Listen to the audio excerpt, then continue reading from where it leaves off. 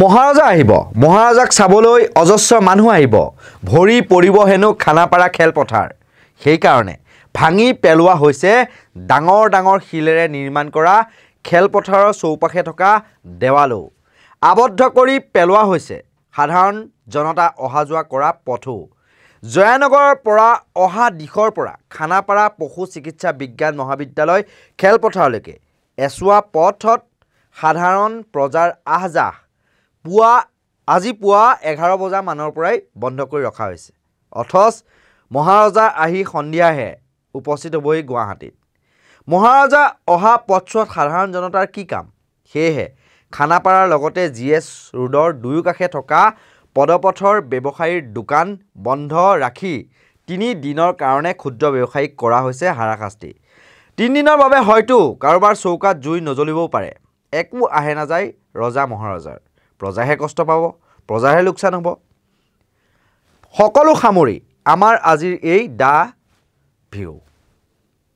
মণিপুৰক লৈ নিমাতী কন্যা মোদীয়ে দক্ষিণৰ পাছত এইবাৰ উত্তৰ পূবলৈ বুলি মন মেলিছে অৰ্থাৎ দুদিনীয়া ভ্ৰমণসূচীৰে মহাৰাজা আহিব বুলি অসম চৰকাৰৰ লগতে বিজেপিৰ নেতাসকলৰ তৎপৰতা আৰু উৎসাহ উদ্দীপনা তথা ব্যস্ততা যথেষ্ট বৃদ্ধি পাইছে খানাপাৰাত প্ৰধানমন্ত্ৰী মোদীয়ে 11,000 কোটি টকাৰ কেইবাটাও প্ৰকল্প উন্মোচন কৰিব বিশাল ৰেলীত ভাষণ দিব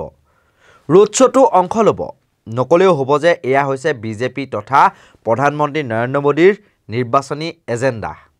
বিজেপিয়ে দাবী কৰিছে 1.5 বা 2 লক্ষাধিক লোক সমাগত হ'ব হেনো খানাপাৰা পশু চিকিৎসা বিজ্ঞান মহাবিদ্যালয় খেলপথাৰত আৰু সেয়েহে ভাঙি পেলোৱা হৈছে বা ধ্বংস কৰি পেলোৱা হৈছে এখন গাৰ্ডৱাল বা দেৱাল চাওক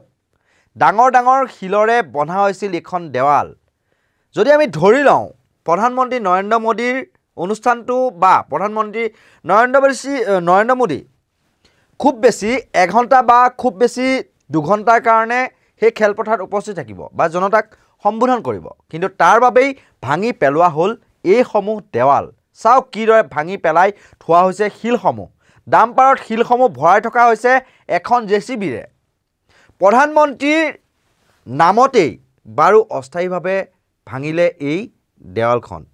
দেৱালখন পুনৰ নিৰ্মাণ কৰোঁতে আকৌ কোটি কোটি টকাৰ প্ৰয়োজন নহ'বনে আকৌ নতুনকৈ কোনোবাই লাভ কৰিব ঠিকা হ'ব নেকি তাতো কমিছনৰ বহু অংক এনে বহু প্ৰশ্ন উত্থাপিত হৈছে প্ৰধানমন্ত্ৰী আহিব বুলি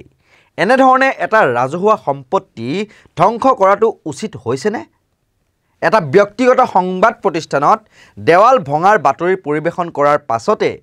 একাংশ সংবাদ মাধ্যমৰ প্ৰৱেশেই নিষিদ্ধ কৰি দিয়া হ'ল সেয়েহে বেৰিকেটৰ বাহিৰৰ পৰাই এনেদৰেই আমাৰ ফটো সাংবাদিক পাৰ্থপ্ৰতিম বৰদলৈয়ে সংগ্ৰহ কৰিবলগীয়া হ'ল কিছুমান ভিজুৱেল আমি দেখুৱাই আছোঁ আপোনালোকৰ স্ক্ৰীনত চাওক ভাবক কাইলৈ পুৱা 11:30 বজাত খানাপাৰাৰ জনসভাস্থলীত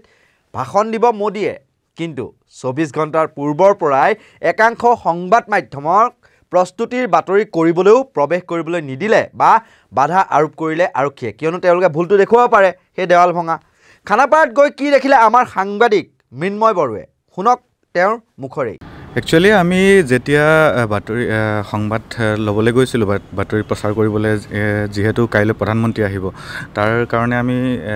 যিহেতু কি প্ৰস্তুতি চলাইছে তাৰ ভিতৰত সেয়া মানে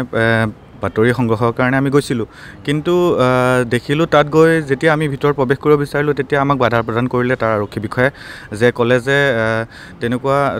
বেলেগ চেনেলসমূহক ভিতৰলৈ প্ৰৱেশ কৰা মানা আছে যে অকল চৰকাৰী সংবাদ মাধ্যমসমূহ প্ৰৱেশ কৰিব পাৰিব আমাৰ বাহিৰে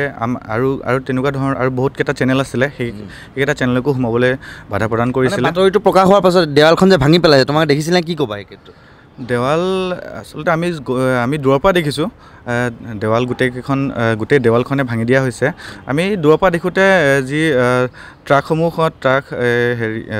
ডাম্পাৰত জেচিবিলৈ ভাঙি তাত ডাম্পাৰ উঠাই আছিলে সেয়া আমি দেখিছিলোঁ আৰু ভিতৰত আচলতে আমি এই বাতৰি প্ৰচাৰ কৰিম বুলি মানে কি প্ৰস্তুতি চলি আছে সেয়াক লৈ পিনে আমি গৈছিলোঁ এই ভাঙাৰ উদ্দেশ্য কিয় ভাঙিছে সেয়া লৈ পিনে আমি যোৱা নাছিলোঁ আমাৰ ভিডিঅ' জাৰ্নেলিষ্ট পাৰ্থপ্ৰতিম বৰদলৈৰ কেমেৰাত আবদ্ধ হৈছিল বহুকেইটা ভিজুৱেল সেই সময় ফুল স্ক্ৰীন আপোনালোকক দেখুৱাম কেনেদৰে দেৱালসমূহ ভাঙি থকা হৈছে আমি আপোনালোকক দেখুৱাই আছোঁ লগতে বেৰিকেড দি খেলপথাৰৰ সন্মুখৰ জনতা অহা যোৱা কৰা পথছোৱা কিদৰে আবদ্ধ অৰ্থাৎ প্ৰৱেশ নিষিদ্ধৰ দৰে কৰি পেলাইছে চাওক এই ঠাইখিনি বাহনত উঠি নগাঁও কলিয়াবৰ যোৰহাট তেজপুৰ বিশ্বনাথ চাৰিআলি বা গহপুৰলৈকে যাত্ৰা কৰা বিভিন্ন লোকে বা গাড়ীসমূহ তাত ৰখাইহি আৰু এই অঞ্চলতে বিভিন্ন ক্ষুদ্ৰ ব্যৱসায়ীয়ে পদপথতে সৰুকৈ দোকান এখন দি পৰিয়াল পোহপাল দি আছিল বা নিজৰ ভাতকেইটা মোকলাই আছিল কিন্তু মহাৰাজা অহাৰ বাবে সাধাৰণ প্ৰজা এইসকল ক্ষুদ্ৰ ব্যৱসায়ীক 3 দিনৰ বাবে হাৰাশাস্তি কৰা হৈছে প্ৰধানমন্ত্ৰী নৰেন্দ্ৰ মোদী আহিব বুলি গুৱাহাটী পৌৰ নিগমে ব্যৱসায়ীসকলৰ দোকান ভাঙি উচ্ছেদ চলালে একাংশ ব্যৱসায়ী বা তাত থকা লোকে আমাৰ সাংবাদিকৰ আগত এই সন্দৰ্ভত কি ক'লে আমি শুনাই লৈছো ইয়াত যে যিসকল যি দোকান কেইখন আছিলে সদায় যিবোৰ থাকে সেইবোৰ ক'ত গ'ল এইটো মিটিং হোৱাৰ কাৰণে ঘৰত গুচি গৈছে মানুহ নাই ক'ত উঠাই দিছে গুচি গৈছে মানে কোনে উঠাই দিছে এই মোদী আহিব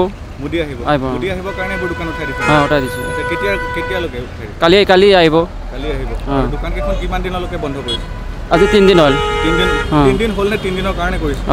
কেতিয়াৰ কাৰণে কেতিয়াৰ পৰা কৰিছে কেতিয়াৰ পৰা উঠাইছে কালিৰ আগৰ পৰা দোকানবিলাক আজি ভাঙি দিছে কিয় মানে কি আপোনাৰ কিবা বোলে কাইলৈ মিটিং আছে এই বুলি কিনে ভাঙি দিছে কোন আহিব মিটিং মানে নৰেন্দ্ৰ মোদী আহিব বুলি শুনিছোঁ সেইকাৰণে দোকানবিলাক ভাঙি দিছে আমি ভাত খাবলৈ পোৱা নাই আপুনি ইয়াৰে হয়নে মই 6 মাইলত থাকোঁ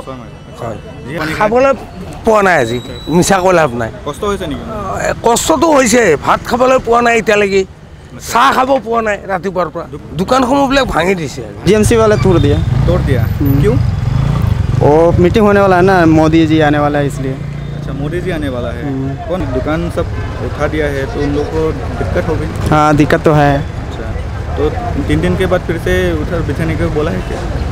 बोला तो ना है लेकिन हम लोग अपने कमाने के लिए तो कुछ ना करना पड़ा ही पड़ेगा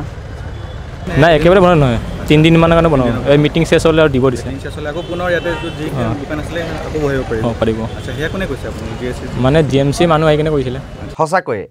গণতান্ত্ৰিক দেশ এখনক যেন ৰাজতন্ত্ৰলৈ পৰ্যবেক্ষিত কৰাৰ কৌশল ভালদৰে চলিছে মহাৰজা আহিব বুলিয়েই সাধাৰণ প্ৰজাক কৰা হৈছে চৰম হাৰাশাস্তি 3 দিনৰ বাবে এনেদৰেই পদপথত উচ্ছেদ চলাই প্ৰধানমন্ত্ৰীৰ চকুৰ পৰা লুকুৱাই ৰাখিব খোজা হৈছে দৰিদ্ৰতা ভাষণত জনকল্যাণমুখী বাৰ্তাবোৰ আবদ্ধ ৰাখি কাৰ্যত এক নায়কত্ববাদী শাসন চলাব বিচাৰিছে নেকি বিজেপিয়ে এফালে যদি 11,000 কোটি টকাৰ প্ৰকল্পৰ আধাৰশিলা স্থাপন কৰি জনতাৰ বাবে